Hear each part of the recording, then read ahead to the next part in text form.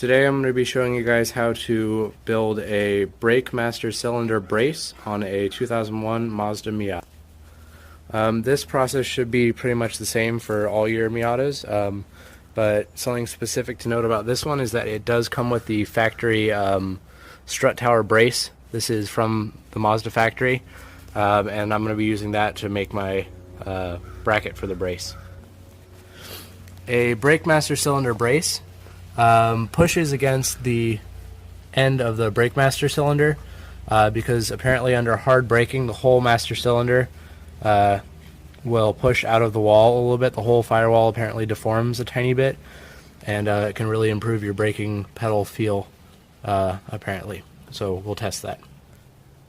You can buy a pre-assembled one from Flying Miata or Garage Star, a couple other websites. They're around 60 to 80 bucks, somewhere around there, but I figured I'd give mine a shot.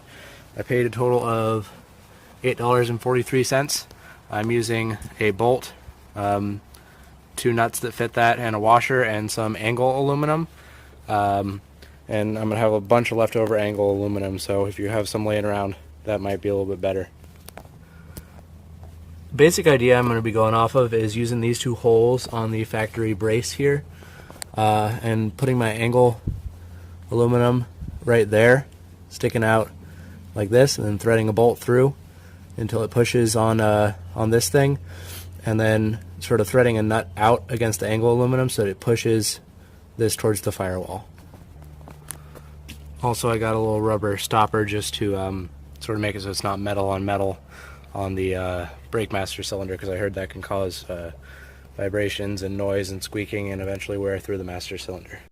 I have measured out a section of the angle aluminum that I will be using to make my little bracket, and I'm using a Dremel with a cutoff wheel to cut that aluminum piece out.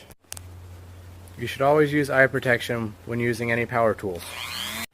So with this little piece cut, now I'm going to sort of straighten up that edge so it isn't so jagged.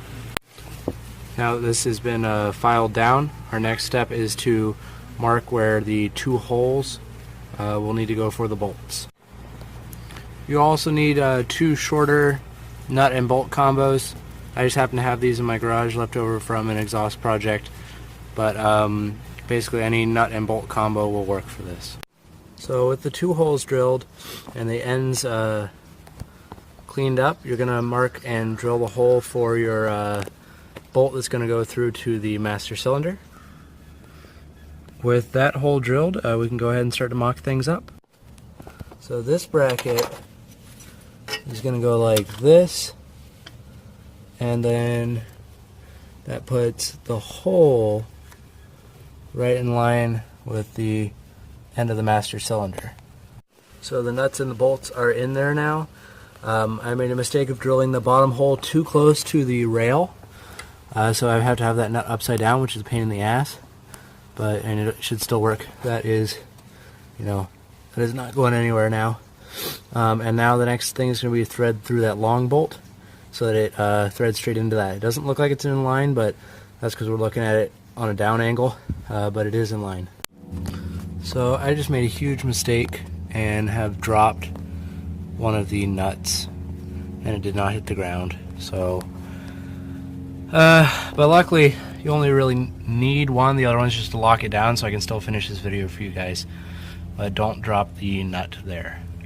So basically how this is going to work is you're going to have your little rubber stopper. I'll probably end up cutting that in half, but then you're going to thread this down until it touches there, and then you're going to continue to torque it down, and that is going to push the bolt out that way, which is going to push the master cylinder into the firewall, and then you'll thread down the other nut just to sort of lock it in place there. So this is kind of what the finished product will look like. There should be a nut on this side, but that isn't going anywhere. Basically this is the nuts threaded that way, and it's pushing the bolt outwards against this bracket. I've got a little washer on this rubber thing just because the rubber kept trying to squirt out the side. This sort of gives it more surface area on top of the rubber, and you just tighten this down and it puts pressure on that. I'm going to try and get you guys another angle here.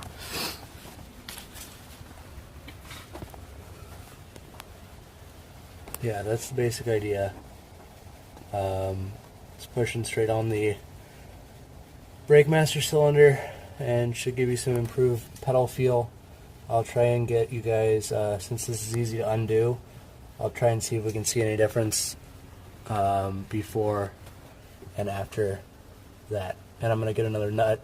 And I also dropped the washer that's supposed to go on that side of the nut as well. But that's pretty much, that's your finished product there.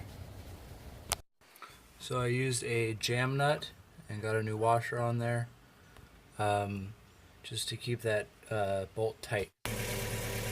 Push as hard as you can. Let off. Push. Let off. Okay. Push. Release. Push. Release.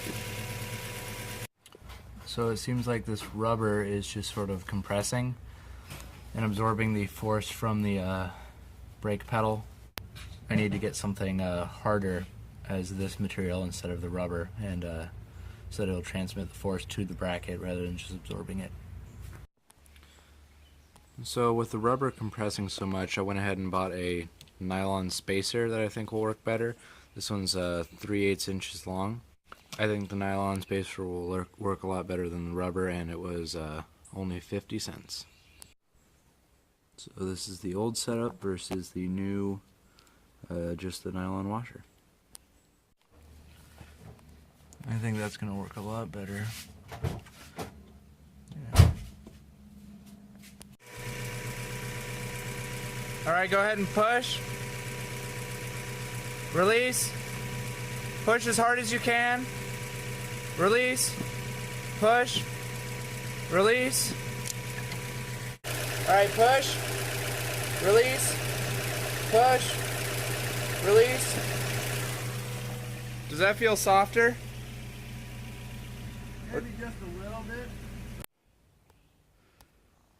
In that video you can see the aluminum angle bracket flexing a little bit. If I had to do this differently, I would have used a steel bracket and that would have run out of that issue, but we did remove a decent amount of play in the brake booster there, so I call that a success.